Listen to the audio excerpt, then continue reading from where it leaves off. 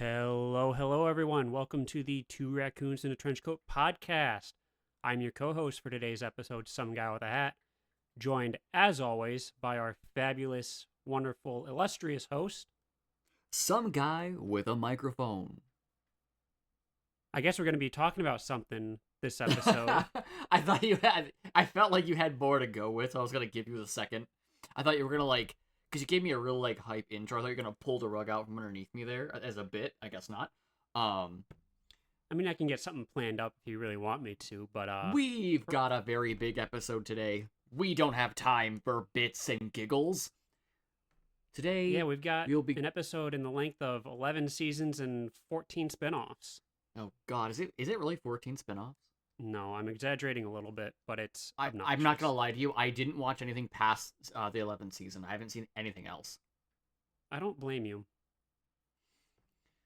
All right. So, without further ado, with today's Fansaline topic, are you ready for your trivia? Yes, I am. Wonderful. So, trivia works like this, if you're the first time tuning in.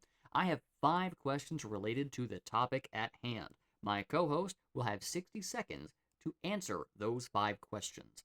If he gets them all right, he wins. If he gets them all wrong, well, he joins me in the loser circle of never getting more than 2 correct in a single quiz game. Now, the good news is that these questions, I think, are a little bit easier. I have gotten some from the very mainstream of the media and some from a little more esoteric, but I think you'll still do all right. Are you ready for today's challenge? Yeah, I'm looking forward to it. It sounds like I've seen a bit more than you have, but I wouldn't consider myself to be like a hardcore expert at the moment. All right. I'm going to put 60 seconds on the clock. Give me 1 second here to get that set up. Timer. I don't get 5 minutes, you get 1 minute. All right. Your time will begin after I read the first question. Are you ready? Let's do it. Hey, guy mowing the lawn, are you ready? That sounds like a yes to me.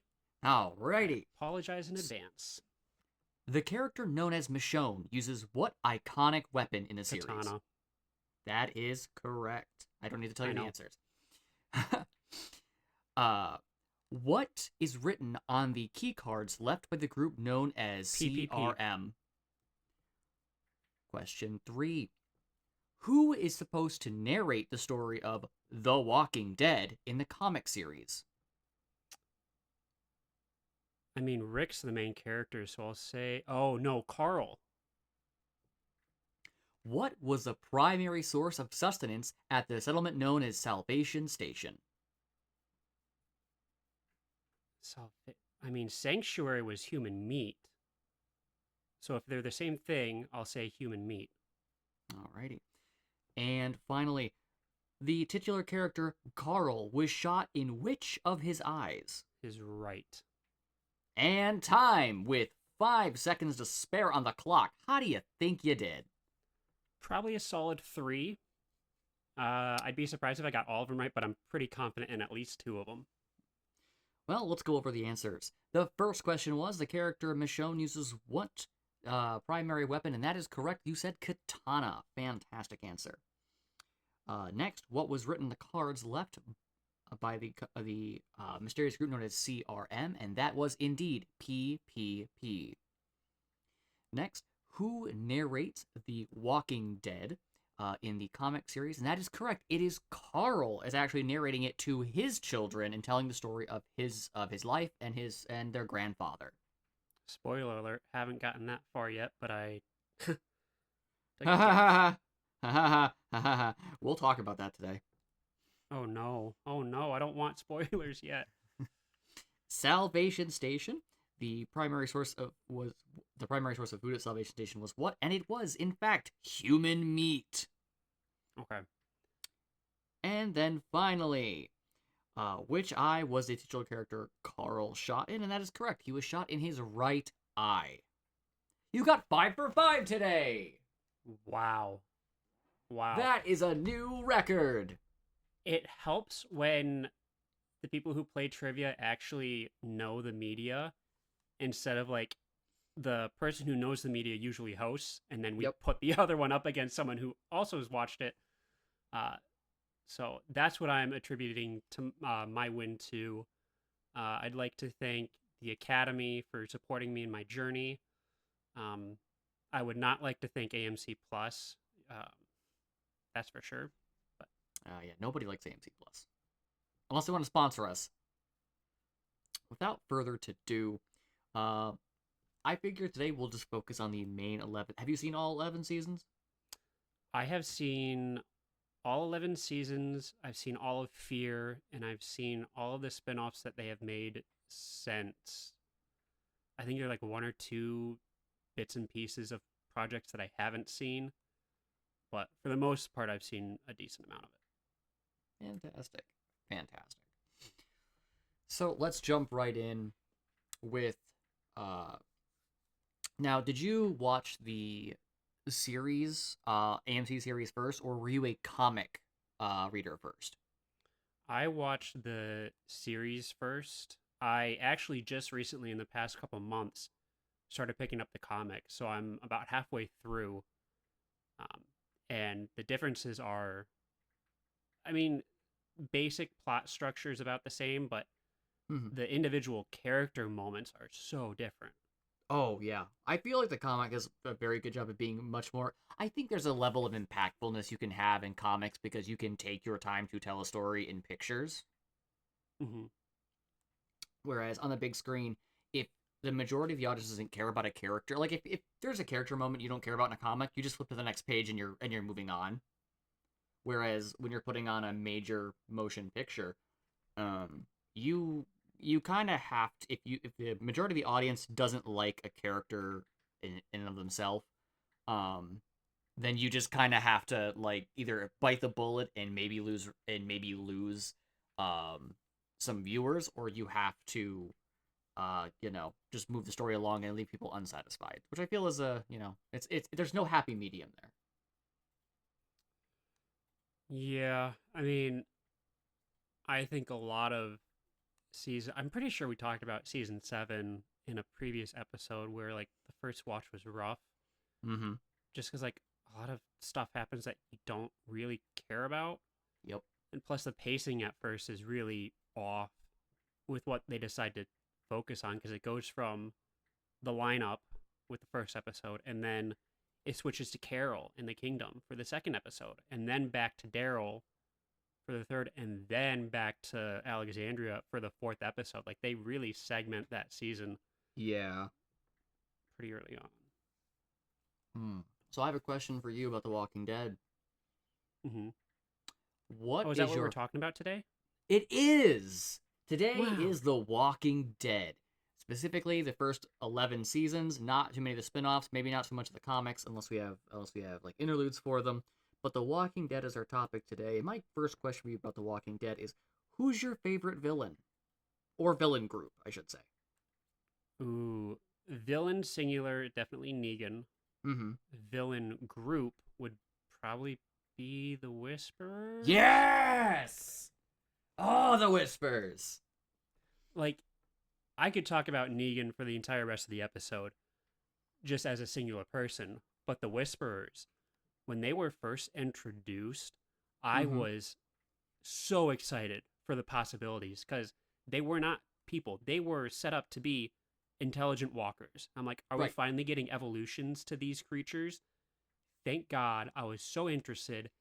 And then, oh no, they're just people in walker masks. Like, Yeah. I mean, they're still pretty intelligent with their strategies and what they're able to do, Mm-hmm. but I don't know. I really like the idea of um, this disease, this disease that they've been living with for 10 plus years, finally evolving and bringing something new to the table, which they kind of introduced at the end of the series, and then they just Yes. drop completely. Yep. But I don't know. What are Like the one your? walk. Mm-hmm. Go ahead. Finish your thought. No, I was gonna have you finish your thought, then I'll circle back to my thought. You had the walkers that were that one was using stones, and then they were like learning to climb properly and things like that. Yeah, which is a continuation of the first season, which we'll get into the. Do you have the change up in styles on your sheet? Because that's something I kind of want to touch on eventually. I do. Do you want to Okay. let's go into that now, honestly. You don't want to get into your favorite villains? Oh, my favorite singular villain is probably the governor. Okay, that's a decent choice. I the whole keeping your wife's head in a bag thing is just it just screams like this guy's truly like kind of lost it. Well, is that really a telltale sign, or can we like give him the benefit of the doubt here? Chat, check Andrew's bags. Or Hmm. cut that. Chat, check some guy that has bags. Dude, Josh called me Andrew the entire time last episode. I That is don't really so care. true. That's fair. But yeah, But yeah, let's go into our stylistic changes. I'll let you is have the there floor for this one. okay? I think the main one I want to touch on is the transition between seasons 1 and 2. Mm-hmm. Because there are smart-ish walkers in the first season. Morgan's wife Yep. goes up to that house and tries to open the door. Mm-hmm. You have the walker at the Atlanta Super Center, whatever, breaking the glass with the rock, Yep. and they run. I wouldn't say full on Yes. like sprint, but they definitely are faster than just shamblers. Yeah, they don't just shamble in season 1. Yeah. That changed because the showrunner, I think, wanted a bigger budget than what this studio wanted to accommodate for season 2. Mm-hmm. So he either left or was fired. But either way, the showrunner changed hands. That caused a ripple effect. Like the first do you know what the first episode of season 2 was supposed to be? I do not. Fill me in. So, do you remember the walker in the tank? Yes. That was Sam Witwer. Season 2, Oh. Episode 1 was supposed to focus on him before he became a walker in the fall of Atlanta. Mmm. Uh, is it Frank Darabont was their initial showrunner? Do I have that name right? I do not recall the top of my head. I'm going to be perfectly honest with you. Okay. I didn't do a lot of research for today simply because I like the show enough that I'm like, I remember most of what happened this season. Yeah. But I don't. Yeah. It came out in But- 2010. I was still in high school.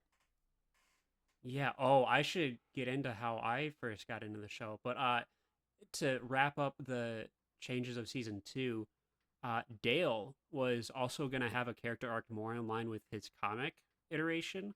Mm-hmm. But him and the showrunner were friends, and once he left, he's like, "Yeah, write me out. I'm done." So that's why he leaves so early. That's fair. That tracks. How did you? But, Let's go into that. How did you get introduced to The Walking Dead? so it was, I think it was a summer day, and I had just finished playing outside in North Carolina. I was in, oh God, it was right before season 3 or 4 came out, Mm-hmm. but AMC was doing a marathon of all the episodes, and I had heard about the show. I was interested in zombies. I like COD zombies, so I'm like, I want to check it out. Way too young to watch the show, so I kind of had to like do it in secret. But I turned on the TV, and the first episode that I saw was episode 2 of the show, and I was in love with it. Watched a few minutes of the next episode, and then I think dinner was ready, and I had to turn it off. Never saw another episode until Halloween of like right after season 6 ended or 7 started. Mm-hmm. It was right around the whole Glenn dilemma. And I found the first 2 or 3 seasons at a Target. I picked them up and I started watching from there. And those first few seasons were absolutely amazing. Mm-hmm. They are peak cinema. Yeah, there's a reason why you go on YouTube and you can find like 2-hour long breakdowns of just the first episode alone. Yep. I actually was you know the Telltale game series, The Walking Dead? Oh yeah. Yeah, big fan of that with Clementine and all that. I started watching The Walking Dead as it came out on AMC My parents originally were into it, and so I got to watch it with them. I mean, that was in 2010. I was 15, so I was of age to watch this. Um, my parents fell off of it pretty quick, and because they fell off of it, I kind of fell off of it too. And so I didn't watch it too much until I got really really sick. Um, I'm trying to think of. I know it was. I think it was like my junior year summer vacation. I was like really really really sick. Um, and so as a treat, I was given The Walking Dead. I think it was seasons. I'm trying to think how many seasons. I think it might have only been the first one or two. I had to be at least up to season 3. Doesn't matter. But I just power watched them while in like a NyQuil fueled haze. Oh my god. And let me tell you, from I've gone back and watched it since, obviously. Because it was on Netflix. I think is it still on Netflix? I think so. Because I also rewatched it on Netflix a handful of years ago. Um, it was very different from what I remembered from my NyQuil induced hysteria. Well, they're also different versions on Netflix. I think Netflix has the TV versions, Mm-hmm. but if you get like the DVD sets, you get like the uncensored cuts. That's true. That's true. Yeah, which I mean, I think is Mm. really only a problem in like 2 or 3 episodes, but Yeah. Um. Okay. Favorite character, just throughout the entire series. ooh, how many can I pick? Let's give us a top 3. Okay, Rick, Daryl, and ooh, I want to say yeah, Negan's there. If I had to pick another one that's like a sleeper pick, I'd probably Mm-hmm. say Lydia. Okay. Which, All right. yeah. What about you? Mm. I'm gonna have to go with my boy Glenn. Okay. I'm gonna have to go. It's so hard to pick a top 3. I mean, Glenn is the best. I love him more than most people. I think would be deemed appropriate. Hmm. Second place, I think I'm gonna go ahead and give it. This is gonna sound cheesy, but I'm gonna give it to Maggie. Okay. Only because I like how ruthless she becomes after like like when Rick spares Negan and all that, she becomes a monster, and I love that Oh transformation yeah. in her. I like Yeah. her going from like that farmer's daughter to like this loving badass wife to this just like not homicidal but like revenge seeking like bloodthirsty creature. But yeah, she doesn't put up with any bullshit anymore. Which Mm-mm. finally One Gregory deserved it for like 4 seasons. oh yeah, and then she just hanged him. Yeah. Um, Which also really good scene yeah. Like with the horse and everything. yeah, it's framed pretty well. Like I don't think Rick's response was great because their whole thing they're trying to rebuild society and then Uh-huh. just to hang someone. I don't know if that was exactly the right um, response from Rick because I don't think Rick really did anything. Probably because he quote unquote died in the next episode. But Yeah. yeah, continue your list. I have some holes to poke in this. Item person number 3, Jesus. Okay. I like how when he first shows up, he's like, whoa, whoa, whoa, we're friendly, I promise. And they're like, we were gonna shoot you. Your guns aren't loading. And both Rick and Daryl just unload and kill a zombie. I Uh, love that first intro. expert question: what's Jesus' real name? Ooh, I should know this. He's one of my favorite characters. I don't know, but I have a story. It's Paul something. I'll know the last name once I hear it, but I know his first name's Paul. That's fair. Uh, so he looks exactly like a guy, not a character, a guy from my real life when I was a teller for a different credit union. And we Mm-hmm. had a guy that came in every single payday to cash his check, and we called him Cotton Candy Jesus because he would always hit the fattest vape cloud in his car Oh my before god. coming in, and he always smelled like cotton candy. And he I was mean, always super nice. you know that when I worked at the church, they'd call me Jesus, right? Because I Because had the the long long hair. hair and the beard. Yeah. Mm-hmm. I mean, I had the hat too, which I guess is kind of out of character, but it was just such a weird thing to walk into your place of work, which was a church, and the preachers say, "Hey, it's Jesus." Like, Does that mean you were in charge?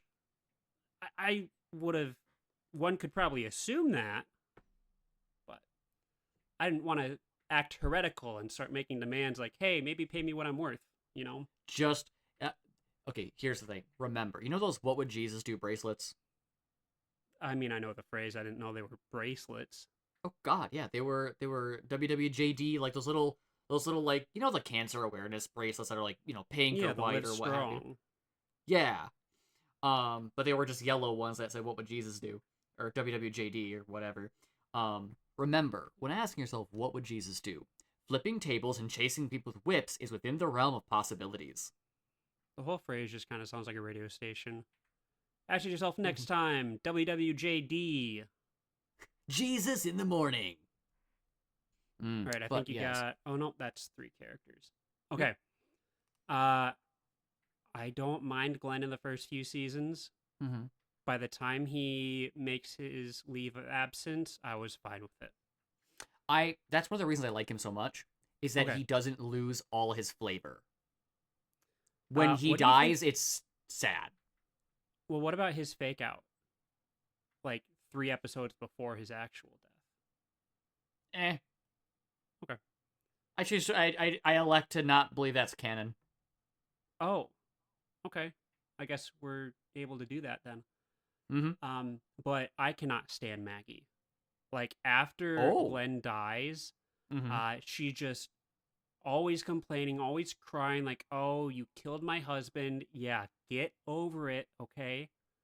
Like towards the end of the series, before she like that Gregory moment, I do think was fine, Mm-hmm. redeems a little bit, but she leaves for no explanation. She comes back with no explanation outside of a couple lines here and there.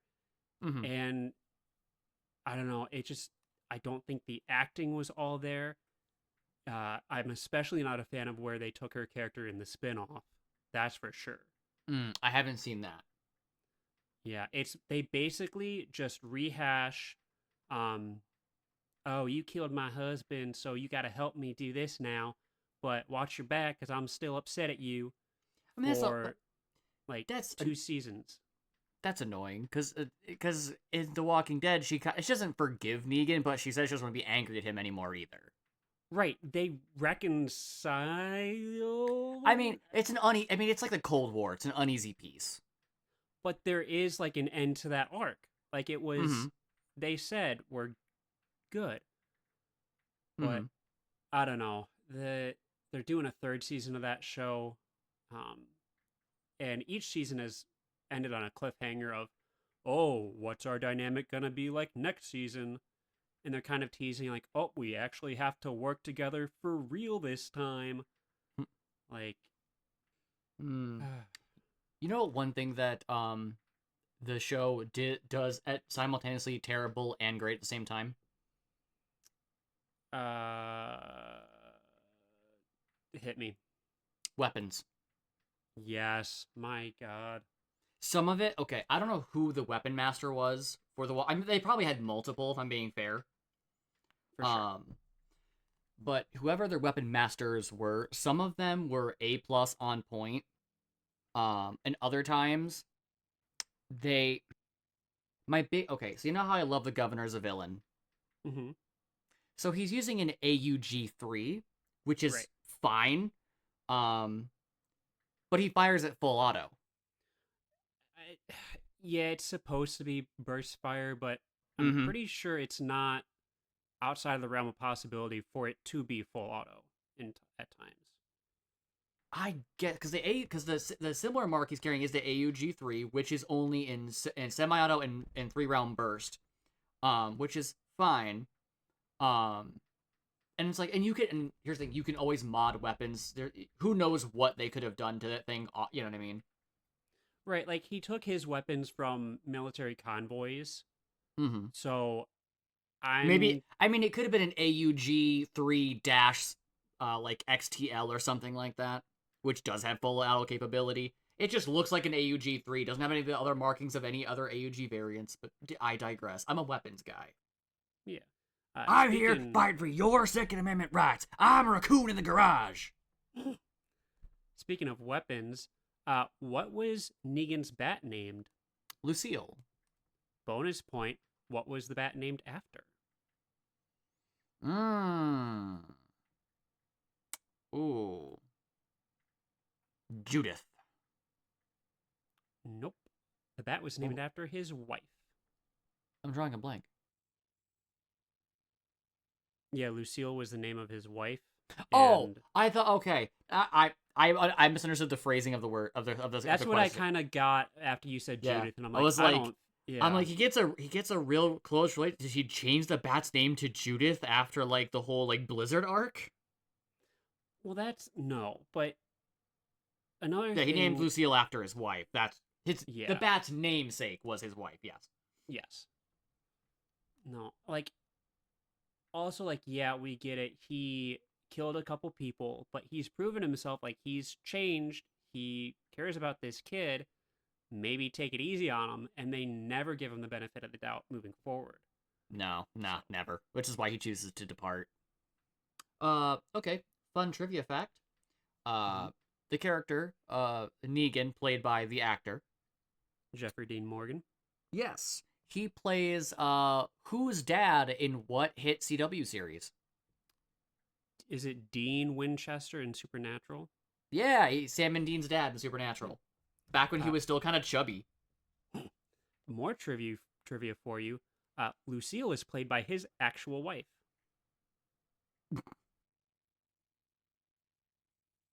Huh. The person, not the bat. Yes! No! You're telling me this man didn't marry a bat? Well, yeah, Mm. so many great moments early on in this show.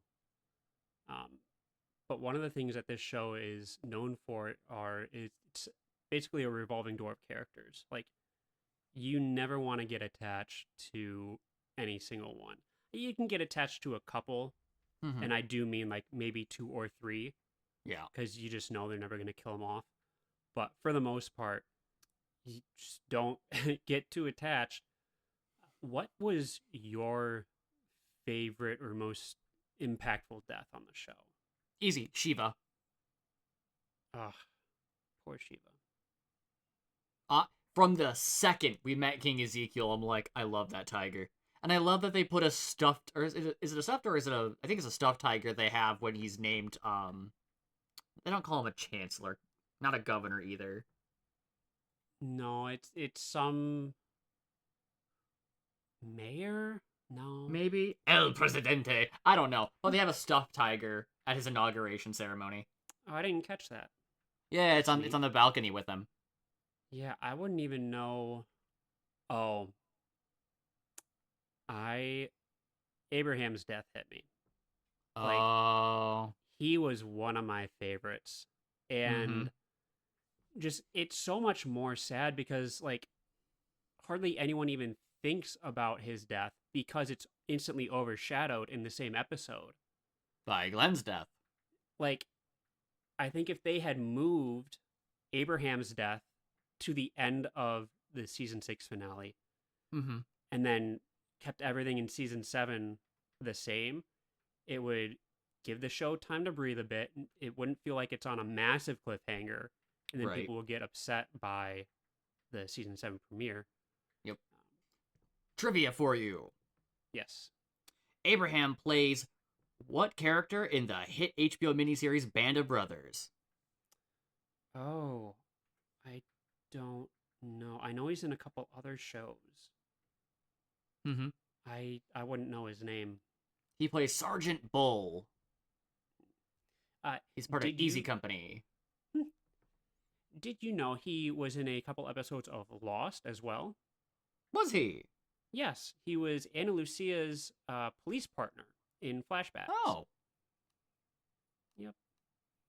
So I didn't even put two and two together uh, when I first watched The Walking Dead, but after I think on like my first rewatch, I'm like, wait a minute, I have seen this guy before. And I'm like, Computer, enhance. yep, ladies and gentlemen, we got him.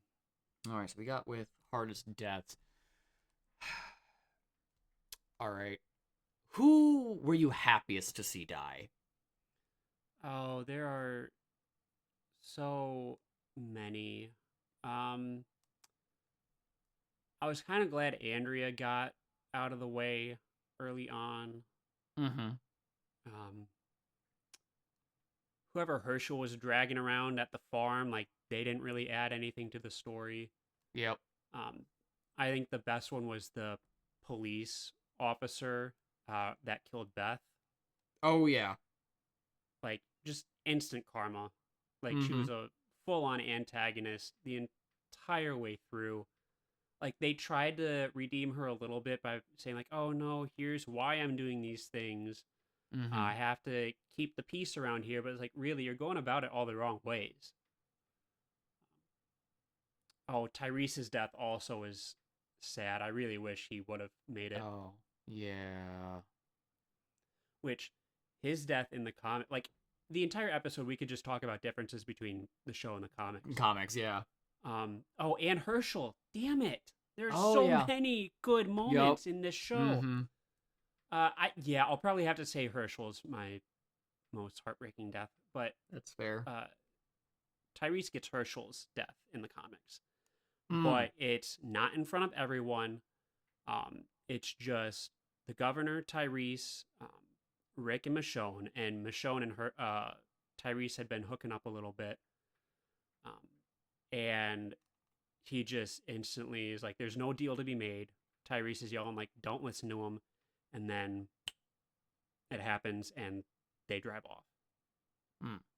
The governor in the comics is such a more intense and horrifying Yes. villain, in my opinion. Mm-hmm. Like he's played excellently in the show, but they're two very different characters. The show governor is a lot more collected and methodical and a strategist. Comic governor is just like, I'm gonna kill every one of them, like just for fun. It seemed like. Yeah. I like Beta's death the most. Ooh, yeah, that was a pretty good one and Mm-hmm. kind of funny. Yeah. Like It was a Negan's very like, ironic death. "Yeah, did you see who that was?" And Daryl's something like, "Who cares?" Yeah. Mm. What were your initial impressions of Merle? Merle. So, look, I love Michael Rooker. He's one of my favorite actors. Uh, Racism aside, I think he was a good character. Mm-hmm. Like he was used really well in that scenario of we have to leave someone behind, Yep. and oh, now we have to go back for him because he's a family member of someone at this camp. Mm-hmm. Um, and it speaks even more to what we don't see. Like he's a survivor. He cut off his own hand. And then cauterize Sam, the wound with a hot plate. yes, Sam. Maybe don't listen to this episode. Um, Don't visualize it. Quickly, have aphantasia. but yeah, I loved everything in season 3 because, like, except for when he's torturing Glenn, he's pretty much redeemed himself because he's nice-ish to Andrea and Michonne. Mm-hmm. He's loyal to the governor, and when push comes to shove, he helps everyone escape. He is instantly switches loyalties back to Daryl Mm-hmm. at that Family moment. comes first. Yeah, that whole dynamic. If like, I guess this entire group has a problem of being too harsh on your previous enemies because the same thing that happened with Negan. Like, if they had just listened to Merle a little bit, give him a little Mm-hmm. bit benefit of the doubt, he'd still be alive. Yes. What do you think of Daryl's hair?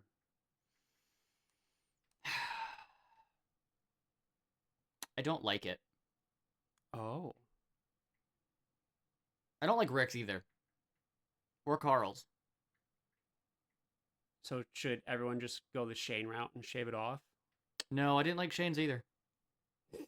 Okay, whose hair did you like? Mm, Glenn's. Okay, I should have seen that Here, coming. okay, here's the thing. Keep it short. Keep yourself alive. That's all I'm saying. Yep. How many One people of the did we see get grabbed by the hair and then devoured by walkers? Probably people Mostly on the women. farm. Yeah. Mostly women, but the long hair gets people nabbed. Yep. That's why I cut all mine off in preparation for the zombie apocalypse. There you go. They can't grab a mohawk. Yep. If the zombie apocalypse comes, the first thing I'm doing is looting a convenience store for hair gel and hairspray. I'm telling you what. The essentials. Priorities. Mm-hmm. What would you do in a zombie apocalypse? What's your first game plan? Already got it. So I actually used to. They're here somewhere. I have maps and I have them laminated of the routes I would be taking.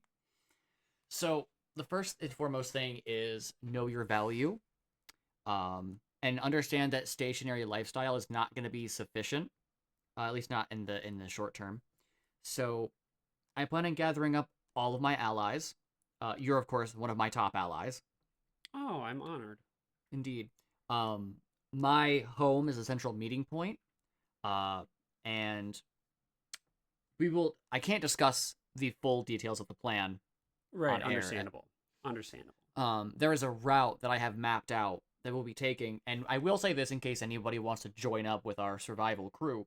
We will be headed south simply because we're gonna go about mid Bible Belt, where you have cold enough to have sufficient crop cycling, but warm enough to not need 50 pounds of snow gear every winter. Because I hate, and there is credit to the theory, but I do have some friends that are like, no, we're going to Canada because the undead will freeze. And so will you. Yeah. Like, that only buys you a few months, then they're going to thaw out. My What's your game plan, plan? yeah. So my plan is I'm going to congregate them all in a area and I'm going to unionize them. Because I'm guessing right now, whoever's managing them doesn't have them signed up for health benefits. And what's the biggest thing they're going to need? Dental. Because if they don't have dental care, their biggest asset is just gone, right? It is. It really is. So if I make myself an ally to them, eventually they'll take care of a lot of the population, and then I can just chill out with whatever's left. There you go. I plan on being a hit and run scavenger, though, for the most part. I understand that eventually, when we get down to the south, we'll need to join a bigger colony. And the travel time allows people to set up said colonies. And my value, I am not a doctor, I am not a farmer. What I am is I have special warfare training from the US military. I am very good at hit and run tactics. I have been through Sears. I can do all kinds of cool stuff like that. So my plan is to take my group and say, hi, we're going to be your forward operating scouts. We'll go out and get supplies for you. The whole time, the entire time, I'm making small food and ammo caches of some of the supplies that we bring in case things like Alexandria falls. You scatter, you grab supplies you hit the road again, find the next area. So you're just Glen Maxing. I am Glen Maxing. There's just so much that we can talk about. It's almost paralyzing to try and pick a topic because, like, we're already over halfway through this episode and it just feels like we haven't said anything, basically. Right, yeah. We've scratched the surface. I guess. So you haven't seen any of the spin-offs? That is correct. So I think the biggest spin-off was Fear the Walking Dead. I think the first 2 or 3 seasons were great, taking it in a really kind of dark direction. I think the initial setup was following these characters as they become villains instead of the protagonists. But of course, a showrunner changed between the 3rd and 4th season. So it went from, I mean, you can see it in the title card. Like, the title in the first 3 seasons is like a screech almost over like a really grimy, like, skull looking image. Everything after that, it's like a again, like the shift in the Suicide Squad trailer. It's all iridescent lighting. Some cowboy twangy tune is playing. Mm-hmm. Um, and it just loses a lot of its punch. Even with returning characters like Morgan is booted over to Fear. Dwight shows up shortly after that, and it's fun to see them, but as it went on, it's just a lot more questions and why are they deciding to make these decisions? I don't know. It's just, and I think that's the problem with a lot of the more modern stuff is they're obviously just trying to prolong this to make more money, but in doing so, they're really the quality is just dropping off Yeah. dramatically. Uh, Expert question for you that you're not gonna know and a callback to a previous episode. Which cast member of Dexter also appeared in Fear the Walking Dead? Uh, that would be none other than Our Lady Rita. Ooh, so close. It was actually Keith Carradine who played Detective Frank Lundy Oh, in yeah. Dexter. I would never know. That's why I said you would never get it. Hmm. I had like a 1 in like 200 shot. Yeah, close enough. Yeah. I mean, you had a lot better chance of guessing a random character than if it was like some random ice truck uh, victim. Victim. Which of these chopped up hookers played a star role in Fear the Walking Dead? You'll have to try and identify them by their elbows, because that's as much detail as you're gonna get. You have 7 minutes. Begin. What can you pick a specific episode that you would say is your favorite? From the entirety of the 11 seasons? Yes, because I know I can, but I'm interested if you can pick out one. Okay, alright. That's going to be really hard. Why don't you go first and give me time to think? Okay. I absolutely love season 6, episode 16, Last Day on Earth. Mm-hmm. It is the finale of season 6, and the tension just continues to build progressively, and you can tell it's going to get to a climax. And you have a ton of great character moments, like especially I think the earliest one is Gabriel has been up until this point a really shifty character. Mm-hmm. Like you really couldn't tell if you could trust him. It seemed like he's kind of in it for himself. But he's supposed to stay back and guard Alexandria as Rick and the crew go and take Maggie to a doctor. And Gabriel asks Riggs, like, do you trust me to look after everyone? And Rick's just like, yeah. So from that point on, like, I started enjoying Gabriel as a character more. Mm-hmm. Yeah. And then every, I don't know, 5 to 7 minutes, the group in the RV gets stopped by Stephen Ogg and his merry band of misfits with increasing numbers at every stop. And it's always a choice for everyone's telling Rick, like, hey, we should take him out now while we still can. We should take him out now. And he's like, no, we got to keep going. We got to get there. And of course, it's too late at that point. And if you know anything about the show before going into it, I think it's safe to say you know that Negan is someone to fear. Yes. And this entire second half of the season 6, they have been name dropping him left and right. You absolutely should be scared of him. And in this episode, you find out why. Mm-hmm. Oh my gosh. Like, one of the best character introductions in a show I've ever seen. But yeah, that's why it is my absolute favorite show. There's episode of this show. I couldn't tell you the season or episode number. However, so you know when Alexandria is tasked with taking out the Savior's satellite locations. Yeah. There's a whole episode where they go through almost not quite a montage, but there's one at the radar tower where the movement and like the gunplay and just Oh the yeah. everything is so spot on to like the counterterrorism and counterinsurgency training that it feels like an action movie on like that episode could be an entire movie in and of itself, and I've watched it 100 times over. Yeah. That I think comes like 3 or 4 episodes before the one I just mentioned. I do believe it's season 6, yeah. Yeah. It is. I would agree.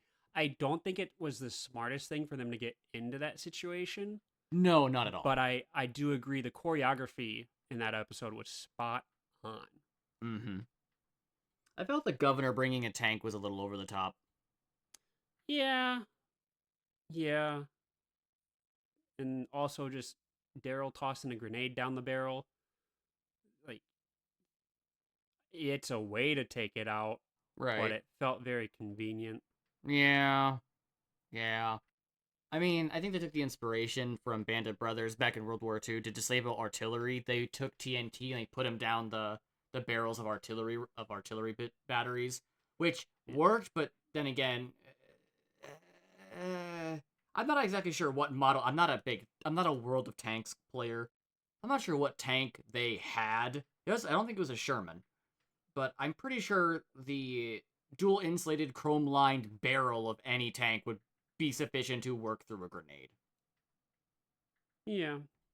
But it And also you kind of might feels like the cartoons where like someone puts their finger in in a the barrel of gun, a it just gun and the explodes into barrel a flower. explodes. Yeah, and the person's Yeah. fine. Mm-hmm. Kind of feels like that a little bit. Oh, Mm. oh, this is what I Mm-hmm. wanted to thank you for bringing up that episode of season 4. Uh that right after that, the season 4 finale is when the show shifts its episode structure to where it focuses on specific groups of survivors at a time. And they've done that before, uh, but season 4 started like a 5 or 6 episode run, like at a time, where you're just leaving characters out and you don't know. So like, if you all you care about is Rick or Daryl, you're not going to know anything about them for 3 episodes because right now we're Yeah. focusing on Maggie, or Yep. next It's a time we're split the focusing party on moment. Carol. Yeah, and eventually they do come back together at the end of season 4. But they start doing that so much more. Like season 6 had a lot of that with Daryl and Carol going off, and Abraham and what's her face going off. Season 7 was abysmal with that.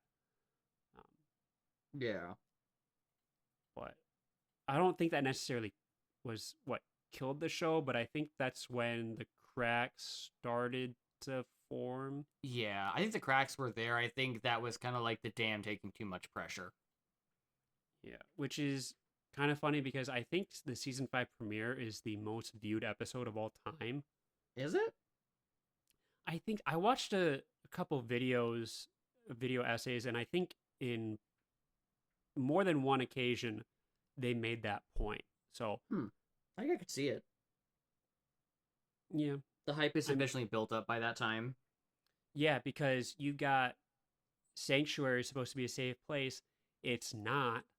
Um, and if you were able to see the um, non public television version of the episode, it ends in a great way, like a really impactful way. Because in the television version, everyone's put in that train car, and Rick's giving his speech like, "Oh, they're gonna feel pretty stupid when they find out."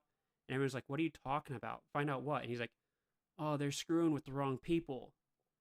And it ends, and it's like, okay, but in the unedited one, he drops the first f bomb of the series, and this is still Oh, back in like 2014, 2015, when right. you don't really hear that on TV. Mm-hmm. Like, yeah, I think Sopranos probably did it, and like it's been there before, but like for this kind of a show this popular to do that, and that's the first version I saw because I had them on DVD, and I'm like, wow, I can't wait for the next episode because this is really impactful. Right. And then it gets to the end of season 11, and they say it every 3 episodes, so it doesn't really matter. But Yeah. But yeah, there is so much more we could go into with this series that I feel like and we may need to have follow up episodes. Yeah, we need to. I think what we should have done is like, hey, we're only talking about seasons 1 through 3. We're only talking about this because we've been so disjointed in this one because We're there's all just so much to talk about. there. I mean, we always could like this could be our. I say we use this as a litmus test. We'll see what the popularity in this is like, and if you the listeners and viewers out there like this content, make sure to tell us in a comment. Make sure to fan mail and say, hey, we want more Walking Dead, and we can make more structured Walking Dead episodes. We can do the 1 through 3, then 4 through 6, and so on and so forth. We could definitely do that. Yeah, and then we could also get into a lot more of the differences between the comics and the shows because it And the does game, progress. Well, okay, the game is not based on the show; it's based off of the comics, yes, um, which is great. You see Glenn and Herschel and all of them in the first season, and then from that point on, it is very much its own story. I don't think there's any crossover that I could tell so far in the yeah, comics I don't believe so. with the game.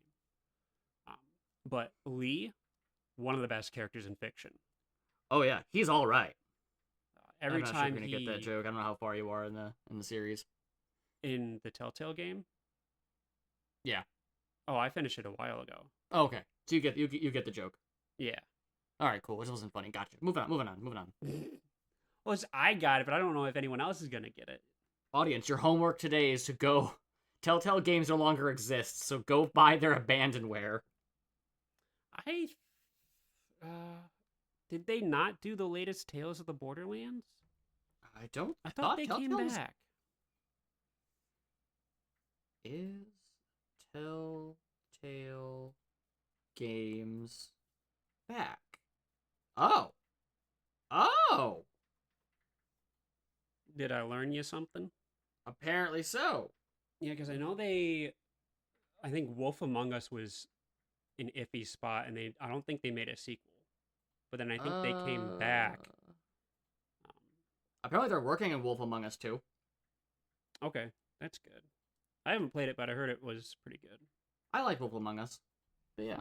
Yeah, so let us know in the comments, let us know in fan mail if you want more Walking Dead stuff. We're not going to become a Walking Dead channel, however, we are happy to do what our audience requests.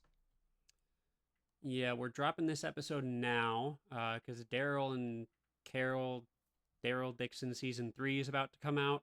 Same day that Borderlands 4 drops, and a ton of other stuff actually. It's like you see all these commercials, and it's like September 12th, September 12th, September 12th. It's like, I know what that day is. Come on. But I don't know. Even with that show, like, I become so disinterested because, first off, their timeline for everything has never been consistent. Um, like, I think the biggest metric we have to gauge um, with when stuff happens is the bridge. Like, is it before the bridge? Is it 5 years after the bridge? When is it? When does Rick go skydiving? Right. Um, that is the bridge. But I think Maggie and Negan happens years after the main series ends. Mm-hmm. I think The Ones Who Live, which is Rick and Michonne's show, happens pretty shortly after. And then Daryl and Carol is somewhere in between then. Like, we don't know if the characters know that Rick is back. Like, at this point, like, we've already seen Rick and Michonne's show. We know they're back. We want Daryl and Rick to reunite. So get him back to America. The last season ended on, again, another cliffhanger. Like, oh, we've still got more adventuring to do. And before season 3 even comes out, they're like, oh yeah, this is going to be a 4-season show. So now I'm completely uninterested in watching these live as they come out because I know it's not going to end. It's not going to be the end. Yeah, something's going to keep happening. Like, I'll eventually get around to it. I will watch it, but probably when I can binge it. Right, exactly. But with that, ladies and gentlemen, I always hate ending an episode early. I have a wicked sinus infection. Our co-host is dying of tuberculosis. And Hell yeah. I think it's a great time to tell you to like and subscribe, follow the podcast, like the podcast. Send us your fan mail at tworaccoonspodcast@gmail.com. And how is that spelled? That's with two C's, two O's, and no spaces, if you Right needed to you know. are. Right you are, co-host. With that, I have been your host for this evening, Some Guy at the Microphone. You can find me at any links that I post down below. And joined today by... Some guy with a hat. Thank you all for listening, and we will catch you next time. Thank you, and see you then.